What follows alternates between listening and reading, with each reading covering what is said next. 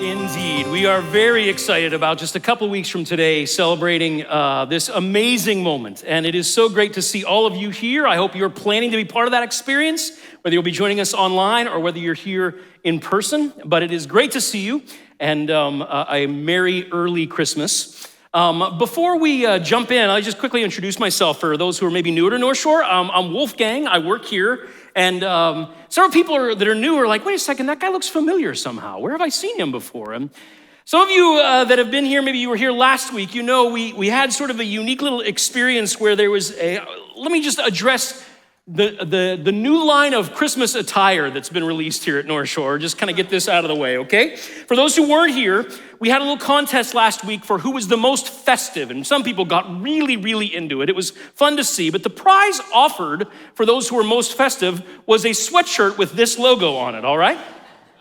Several of you have seen this. Several of you have asked me about this, so let me clear a couple of things up. Did I know this was gonna show up on a whole bunch of shirts all around North Shore? Not exactly, all right? But does several people in my family want one? Absolutely, suddenly they do, okay? In fact, we've heard from a number of folks who've been asking if they can get these, which is very strange, let me tell you. I'm not sure if you're like running short on wash rags or what exactly the issue is. So seriously, our team said, well, the only way you can buy yourself one is if you volunteer for Christmas Eve. That's the only way you can, then you can buy yourself. This is what they told me to say, all right? So all I know is I'm doing my best to put the ugly back in ugly Christmas sweater, all right? So that's all you can ask for from me, and I think that's all we need to see of that. So can you please take that away? But anyhow, we are excited to celebrate this season, and so glad that you are here. And I'm excited to get to be part of the series that we kicked off last week. And glad you're here to be part of it as well. I don't know, you'd probably noticed a few moments ago, whenever Sam, we call her Sam, when Sam said, you know, Christmas is 2 weeks from today, did you hear the buzz that went across the room? The sort of murmurs of panic throughout the space, you know what I'm talking about? It may be one of the greatest indicators that we are getting old, friends, is when we hear about Christmas getting close and it terrifies us, right? Because it wasn't that way when we were little, was it?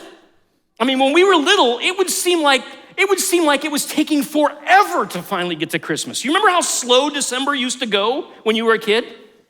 My parents had one of those little advent calendars, and we would sort of count it down one by one, and it just felt like it was so slow, like Christmas was never going to get here at this ridiculously slow pace.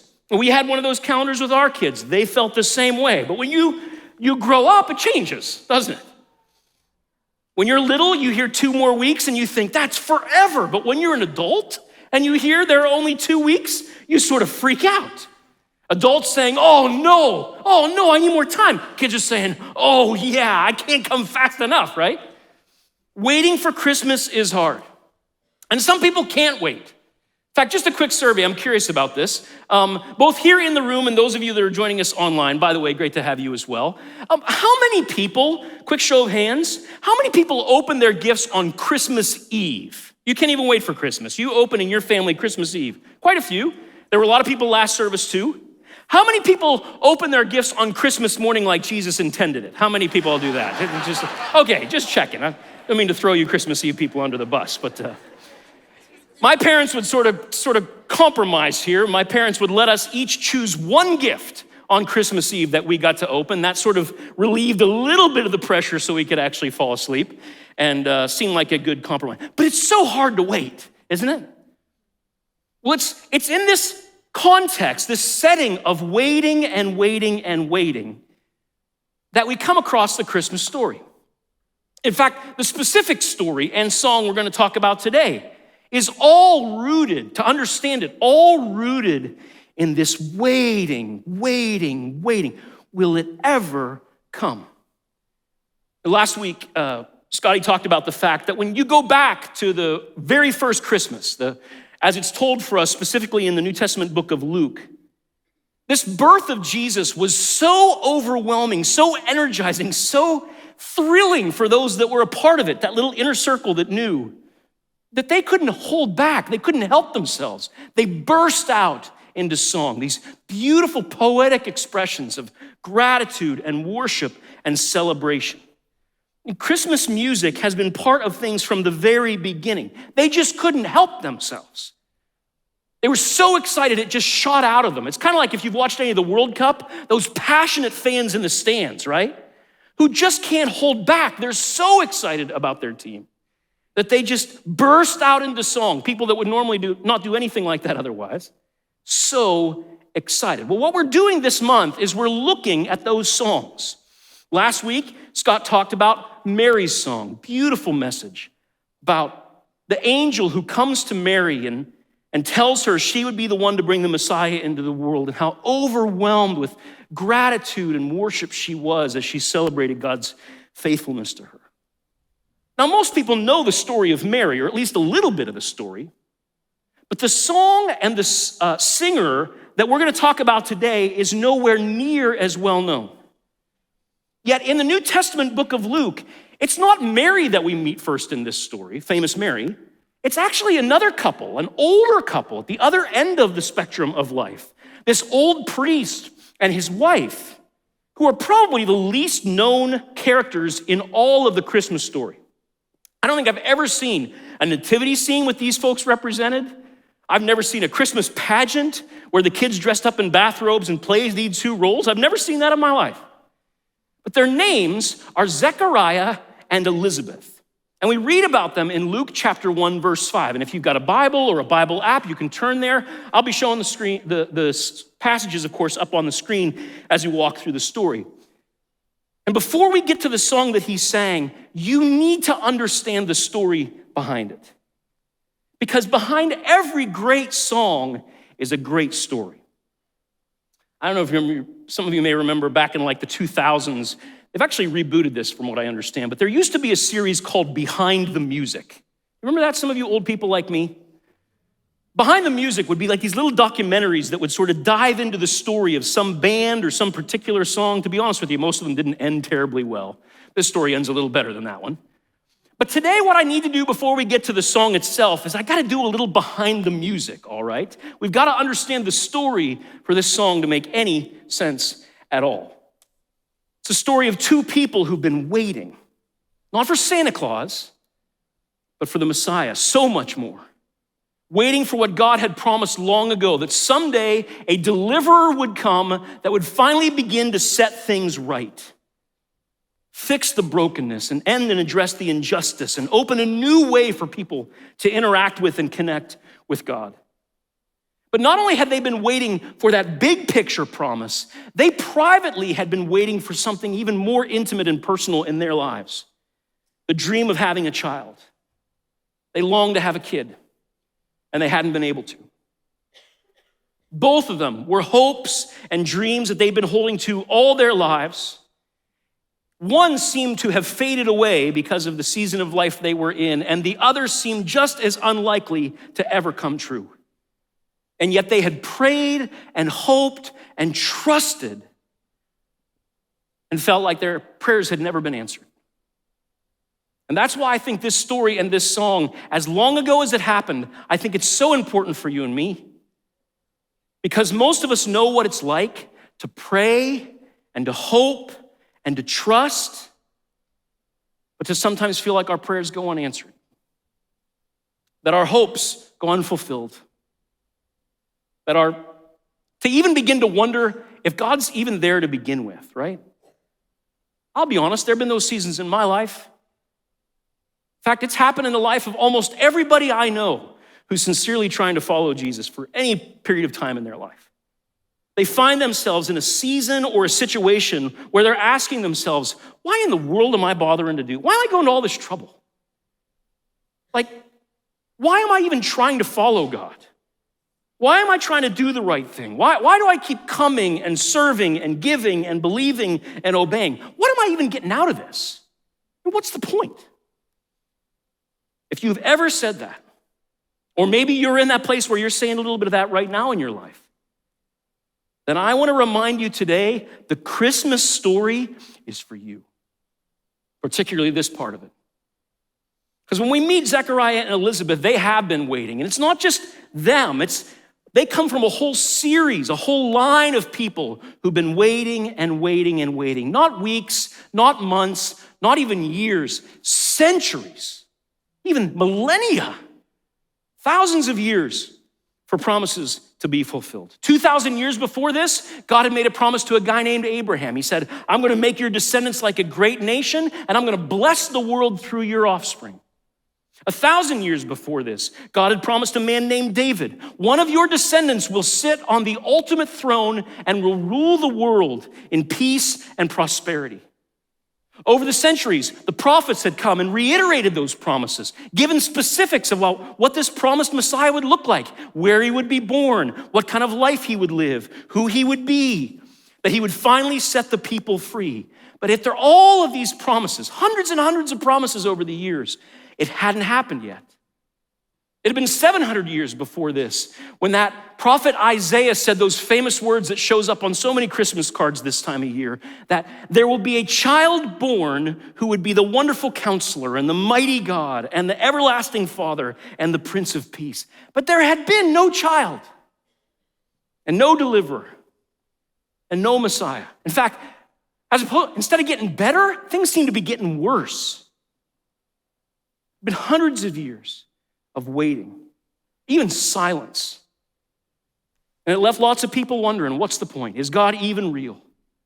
He doesn't seem to be showing up. And yet there was this little group of people who said, we won't give up, who kept on worshiping, who kept on trusting, kept on following. This little remnant of people who said, no matter what is happening around us, we will hold on to the promises that God has given us.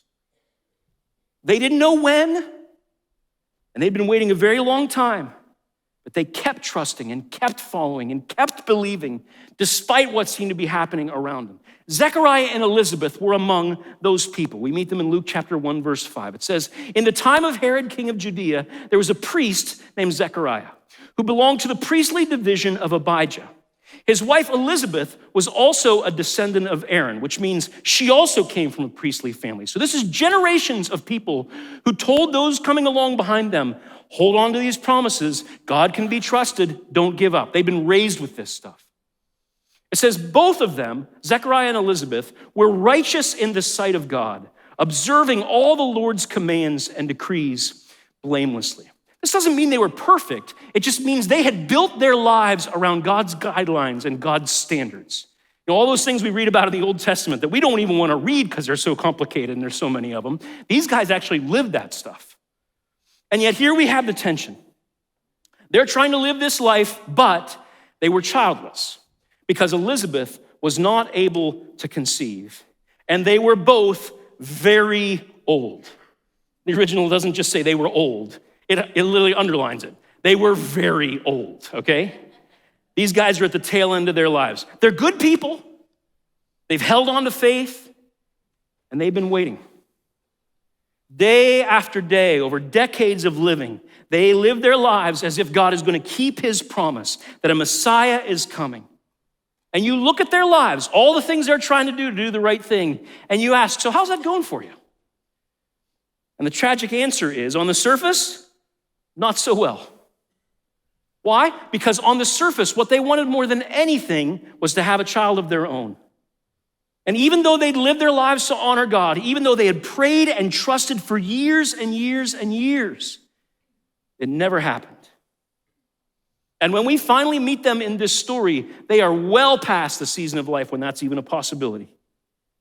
And so every day they lived with the pain and longing and disappointment that it seemed that their prayer would go unanswered. And just when it seemed that there was no hope left, the wheels start to turn. Verse 8. Once when Zechariah's division was on duty and he was serving as a priest before God, he was chosen by lot, according to the custom of the priesthood, to go into the temple of the Lord and burn incense. Here's what's happening here. There are about 20,000 plus priests across the nation of Israel at this time, and they weren't all needed at the same time, so they'd sort of work in 2-week shifts. They'd sort of rotate around. And during those shifts, when it came time for a special Sabbath celebration, one of the priests that was on duty during that season would be picked for this incredibly special honor. I mean, this would have been the highlight of a priest's career. You could only do this once in your entire career, and there was no guarantee you'd ever even get a chance to do it. But Zechariah was chosen for this honor of going into the temple and burning incense as part of this special celebration. This is a huge moment for him, okay? But of course, he has no idea exactly how huge it's going to be, because as he's in there burning incense, verse 11, then an angel of the Lord appeared to him, standing at the right side of the altar of incense. Now remember, Zechariah has never done this before, but I guarantee you, this was not part of the orientation video, all right? Like the briefing he got before he went in did not include keep an eye out for the angel next to the altar, okay? But sure enough, that's what he saw. Verse continues, when Zechariah saw him, the angel, he was startled and gripped with fear. But the angel said to him, and this is standard angel greeting in the Bible, all right? Like every time somebody runs into an angel in scripture, this is immediately what they tend to say, okay? They say, do not be afraid, Zechariah. Why? Because these guys are scary looking, right? Like even when they try to turn it all the way down to 1, they still scare people because people think they're seeing God. It's funny, sometimes people will say that, oh, an angel came to me and said this beautiful little thing. And I'm always thinking, that doesn't sound like a Bible angel. I'm not sure what you're talking about, right? Because most of the time when people run into Bible angels, they are scared to death, okay? And think about this for a second. Zechariah is a good person and he's scared. How do you think you'd feel? You know what I'm saying? I mean, you'd be confessing stuff, wouldn't you? Oh, I'm so sorry, I didn't mean to do it. It was an accident, whatever, right? Well, Zechariah doesn't get caught up in any of that stuff because the angel goes on. He said, I have good news for you. Don't be afraid. Your prayer has been heard. I just stop there for a second. Wouldn't it be cool just to hear that? God heard you, Zechariah. And I guess I just want to remind you, your prayer has been heard. God promises to hear our prayers, friends. They aren't just bouncing off the sound tiles. He hears. And then he goes on, even better, your wife Elizabeth will bear you a son, and you will call him John. John. It's a famous John. Anybody know who he is? It's John the what? It's John the Baptist. This is the one who plays a key role when Jesus first bursts onto the scene, when he finally reaches adulthood and begins his ministry. It's the the prophet John the Baptist who says, hey, look, there he is. We'll say more about this in a little bit. This is where the whole story begins. The angel goes on to explain that this John will play a special role. What's he gonna do? He's gonna prepare the way for the Lord. And again, we'll say more about that in just a little bit. But he's setting the stage for people to encounter the Messiah. That's John's mission. And then look at how Zechariah responds down in verse 18. Zechariah asked the angel, how can I be sure of this? And he gets kind of diplomatic, you'll notice. He says, I am an old man, and my wife is, well along in years, shall we say, right? I mean, you gotta be careful how you say this, because you never know someone's gonna write this stuff down. You know what I'm talking about, right? You have to understand. I'm so glad you stopped by, right? Thank you for the assurance that he's heard my prayer. And I'm intrigued by this whole idea of us suddenly having a baby, but we're a little late, okay? Like, how shall I say this? Menopause has menopassed. You tracking? Right? But the angel says to him, what's he say? I am Gabriel. I stand in the presence of God, and I have been sent to speak to you with good news. The angel says, you want a sign? Like an angel appearing to you in the temple is not enough of a sign? Like you needed a better one? Well, okay, here's how we're gonna do this then. You're gonna have some quiet time.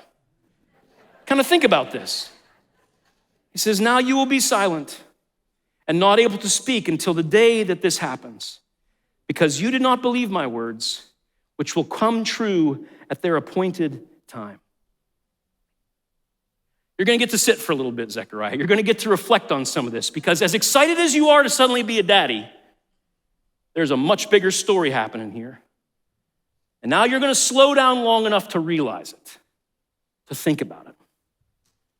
Well, this is all happening inside the temple, and what is typically a fairly routine, like you're kind of in and out, light the incense, bing, bang, boom, like you're done.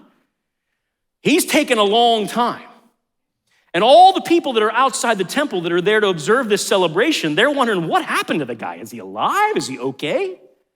And finally, after all this time, he comes wandering out through the door. And look at verse 22. It says, when he came out, he could not speak to them. They realized that he had seen a vision in the temple, for he kept making signs to them, but remained unable to speak. How funny would that scene have been, right? Can you picture this? Old guy come walking out with his cane, right?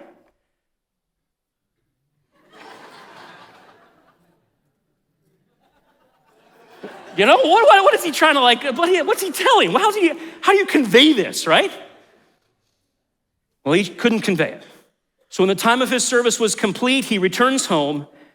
And of course, after this, his wife Elizabeth became pregnant and for 5 months remained in seclusion, perhaps checking to see if Medicare covers such things. I don't know. And then she has a little song of herself. The song for herself. The Lord has done this for me, she said. In these days, he has shown his favor and taken away my disgrace among the people. God heard. God's moving. God works miracles. God's promises can be trusted. It's happening. It's happening. Not just this baby that I'm going to have, but it's happening. This long-awaited promise, this moment we've been dreaming of for so long that generations of people have told would one day take place, that they had longed for, had prayed for, had hoped for, had waited for. Many had quit and walked away because they'd given up hoping, but not Zechariah and Elizabeth. They waited and trusted and followed when everything around them said quit.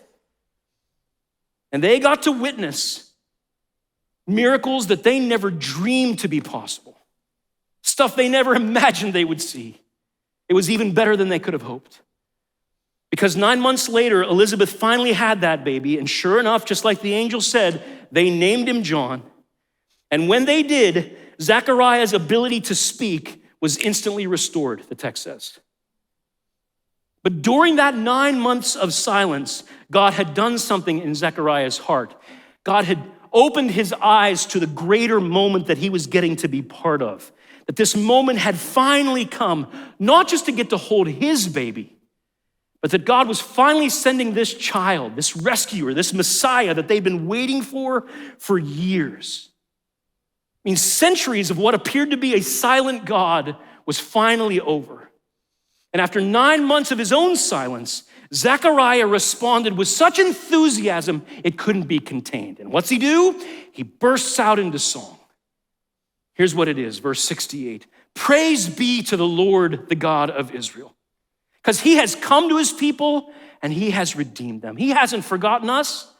He's here, he heard, he's coming, he will rescue us. And then line by line, he goes through a series of promises that all have their roots all throughout the Old Testament. He's raised up a horn of salvation for us in the house of his servant David. Remember, that prophecy had been made 1,000 years before this. Salvation from our enemies and from the hand of all who hate us, to show mercy to our ancestors, and to remember, next slide, you're good, his holy covenant. The oath that he swore to our father Abraham. Remember, that was 2,000 years ago. To rescue us from the hand of our enemies, to enable us to serve him without fear in holiness and righteousness before him all of our days. It's like he's working his way down all those promises. Check, the moment's here, finally. Yes, God, you're doing it, you're doing it. And I'll admit, this song isn't quite as catchy as some other Christmas songs you might know, right? Like Grandma got run over by a reindeer is a little easier to hold on to, right? But it's nowhere near as profound, right? Nowhere near as powerful. This beautiful song of reminder and celebration that God is faithful. I mean, if he were to title this song, he might just call it Finally. Finally. Finally, God has come. Finally, we're seeing his promises kept. Finally, the wheels are beginning to turn. Finally, he's rescuing us as he always said he would. You kept your promise. So praise the Lord, the God of Israel. And knowing the story behind this song, I wonder if you interviewed Zechariah for the Behind the Music show, if he wouldn't admit, can I tell you, I am so glad I didn't give up. I mean, you see the song, but let me tell you, there were moments when I was so tempted to quit, so tempted to abandon faith. I'm so glad I didn't stop hoping and praying and trusting, because now I am getting to witness miracles I never would have seen otherwise, I never dreamed were possible. And my guess is there's some people watching right now or in this room who just need reminded of that, because you feel like you have waited and trusted and followed and prayed, and parts of you want to quit. It hasn't gotten you what you hoped it would get you. And you wondered, do I stay or do I go? Do I keep believing or do I stop believing? Do I serve or do I just do something else with my time and my life? Do I give or do I just spend it all on myself and like there's nothing really beyond this life anyway? Do I stay engaged in my difficult marriage? Do I keep working on it, battling for it, even though it would be so much easier to just quit? Do I strive to live a life of integrity when it doesn't seem to be getting anything? Nobody notices. I'm not getting promoted. In fact, it's just the opposite. People laugh behind my back because they know I'm a Christian, that I have standards. They wonder what in the world I'm even doing all that. And quite frankly, I'm starting to wonder myself. Maybe you're a student. And why am I not cheating? Like everybody else is cheating and getting like done faster than me, getting better grades than me. They never get caught. Why don't I just do it? Why do I keep trying to do the right thing? What is it getting me? And if you've ever asked that or you're asking yourself those kinds of questions now, remember the story behind the song.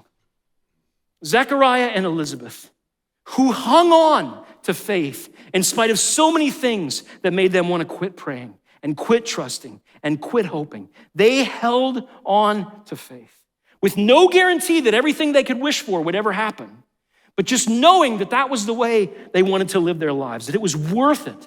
The possibility of getting to witness miracles that they had never even dreamed possible. And for those of you that are here today or listening right now, and you're wondering, let me say, who knows what miracles God's just about to do in your life? Who knows how he's going to answer that prayer? When he's going to answer that prayer? It may not be exactly in the way you hoped, and certainly not on the timeline you hoped. But let me just remind you, don't give up. Who knows what story and what song God wants to write in your life? In your life. Because Christmas reminds us that just because God is silent, it does not mean he is absent. It reminds us that in unexpected ways and often in unexpected times, he keeps his promises.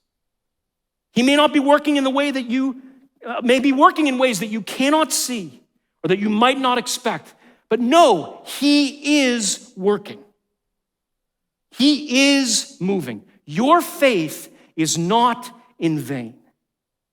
That's the good news of Christmas. And when you hold on to hope, in spite of all of those signs to the contrary, when you do that, you sing your own song of Christmas. Your own song of the promise that God's kept and keeping in your life. You sing this song. But of course, this song of hope, it's not just for us. It's for the world around us. Just like for Zechariah, this good news wasn't just that he was going to have a baby boy finally. It was that there was a new day, a new living that was available for human beings. That his son, John, would go on to point people to this coming Messiah. And sure enough, Zechariah starts singing again. I'll finish with this. He says, "You, my child, will be called a prophet of the Most High, for you will go on before the Lord to prepare the way for him." John, you're going to point people, prepare the way, so that they can encounter this Messiah, to give his people the knowledge of salvation through the forgiveness of their sins because of the tender mercy of our God, by which the rising sun will come to us from heaven to shine on those living in darkness and in the shadow of death, to guide our feet into the path of peace. He lived at a very dark time, and there's a lot of darkness in our world too, isn't there? He lived at a time when there didn't seem to be much peace, and we live at a time when so many people are craving peace, aren't they? When just like they needed hope and light then, so many people desperate for hope and light now. And he says to his kid, John, you will tell them about that. You'll let them know it's finally here. You will prepare the way, point them to the Messiah, and he'll bring them new life. He will show them light in the darkness. He will guide them to the path of peace. It's not just good news for us, it's good news for the world. God has not forgotten. He's kept his promise.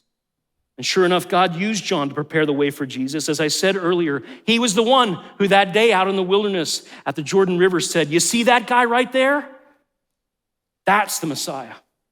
That's the one, the Lamb of God who takes away the sins of the world, John said. He pointed people to Jesus. And that wasn't just something God wanted to do through John. Friends, it's something people get to do, that God wants to do through us as well. John prepared the way, and friends, he can use you and me to prepare the way too. How do you do that? We prepare the way by inviting people to come meet this Jesus, by pointing people to him, preparing the way. Because you think about it, everyone who comes to Jesus, someone prepared the way. In my life, it was my parents and a fantastic youth pastor. He prepared the way. Their years of prayers, their example, their encouragement in my life, they prepared the way for me to meet this Jesus and to find the healing and hope that he's brought in my life. Every one of us who are followers of Jesus, every one of us, someone prepared the way. Whether they invited or they prayed or they told the story, whatever it was. And this Christmas, you can prepare the way.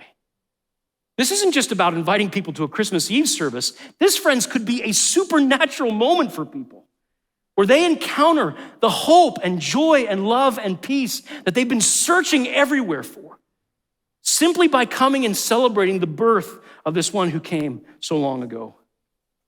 When you invite your friend that needs to hear about that hope, you prepare the way. When you invite that neighbor who needs to hear about the peace and hope and joy of Jesus, you prepare a way. And Christmas is just one of those unique seasons, isn't it? When people are just a little more open, a little more curious. So we get to be preparers of the way this Christmas. And we want to help you do that. We have all kinds of cool little resources our team has put together from, not kidding, like chocolate bars to like little invitation cards. Like these are kind of cool, actually. They're literally North Shore chocolate bars.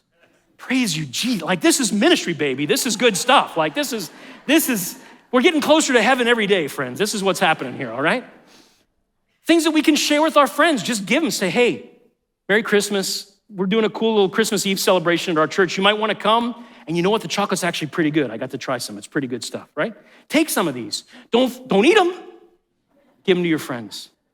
Invite them. Or little invitation cards or these little gift card sleeves.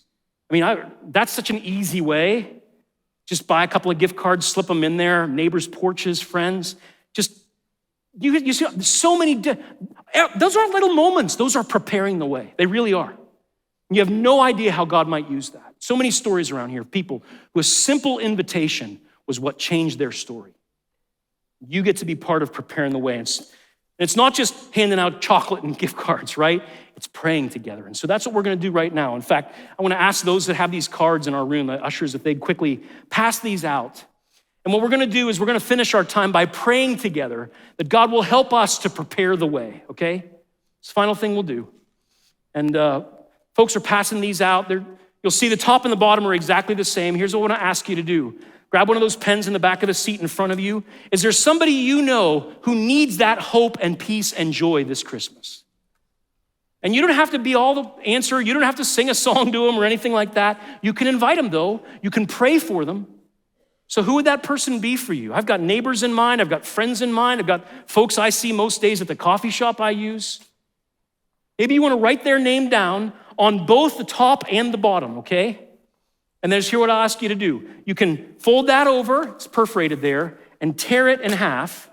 And one of them I want you to keep and put somewhere you'll remember, on your mirror, on your dashboard. Snap a photo of it and put it on your wallpaper as your phone. And the other one, when you leave today, there are gonna be folks at the doors with little baskets. You can drop those in there because we're gonna pray with you that God uses this season to prepare the way. To prepare the way. Friends, I don't know about you, but I got so many friends. They would love to find this path of peace. They're longing for some light in the middle of this dark world. They need to know that there's something that can be trusted with everything seems to be up in the air.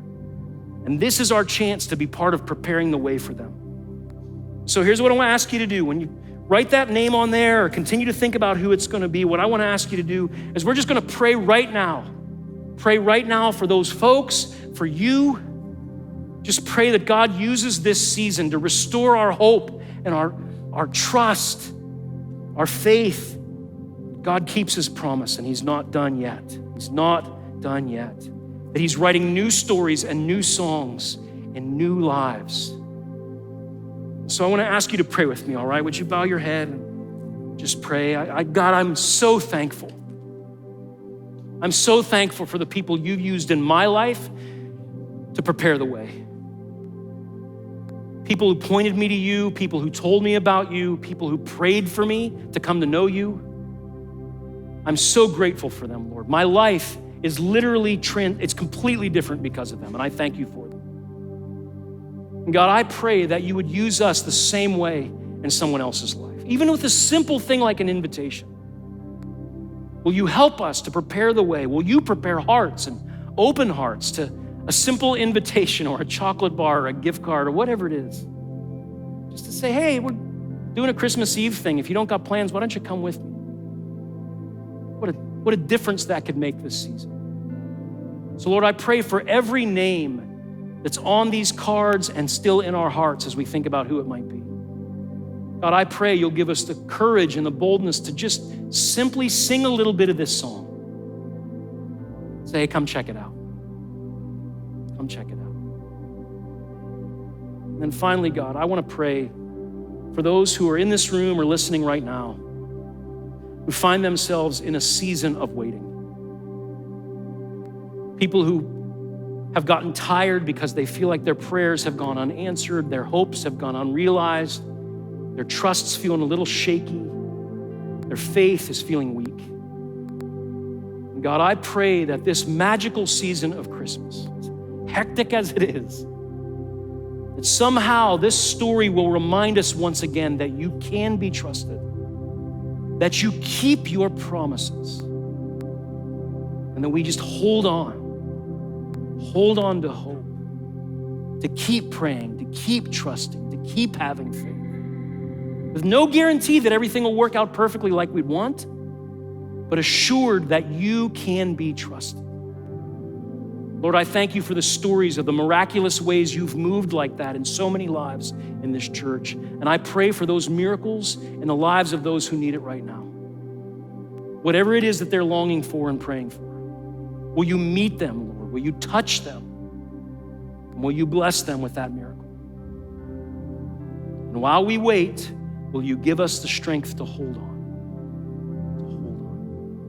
God, I thank you for these friends. I pray you will bless them in overwhelming ways. And we can't wait to celebrate your birth in a few weeks. So thank you. I pray this in the name of the promised one, Jesus Christ.